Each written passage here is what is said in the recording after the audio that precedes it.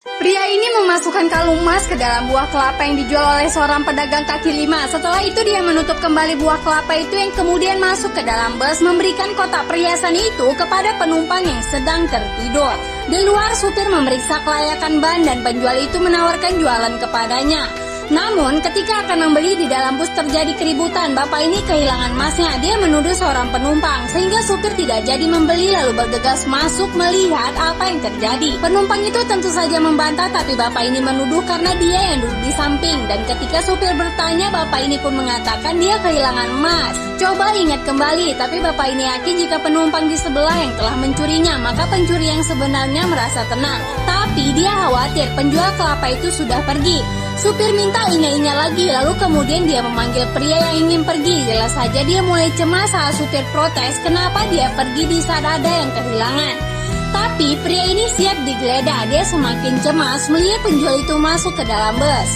Bapak tua ini juga menggeledah penumpang itu, tapi supir malah curiga kepada pria ini. Dia pun menggeledah seluruh tubuhnya. Meskipun pria mengatakan tidak mencuri, tapi dia yang takut ketahuan menyuruh penjual segera pergi. Karena tidak menemukan apa-apa, pria ini dipersilakan pergi. Dia pun senang, tapi harus menunggu penjual itu. Bapak ini juga tidak menemukan apa-apa, maka seluruh penumpang diperiksa tapi tak juga ditemukan.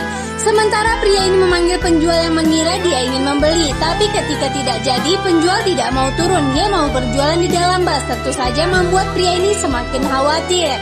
Di dalam bus, semua penumpang masih diperiksa, tapi pria ini berpikir bagaimana cara mengajak penjual itu keluar.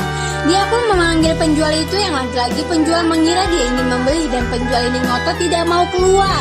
Dia ingin berjualan di dalam bus meskipun pria itu memaksanya.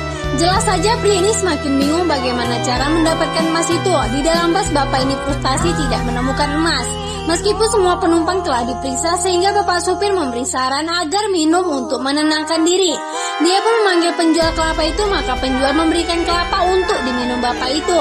Di luar, pria ini berpikir harus mendapatkan emas itu. Dia pun memutuskan untuk menemui penjual kelapa itu dan masuk ke dalam bus. Saat masuk, dia kembali ke tempat duduknya, lalu ingin membeli air kelapa. Jelas saja penjual senang memberi kelapa, tapi pria yang sedang mencari emas tidak mau kelapa yang itu. Dia sedang mencari kelapa yang dia masukkan emas ke dalamnya. Pria kesal, penjual ngotot, maka tanpa disadarinya pria ini keceplosan sedang mencari emas yang dia masukkan ke dalam kelapa ini. Mendengar itu, semua orang yang ada di dalam kaget, maka ketahuanlah pria ini sebagai pencurinya.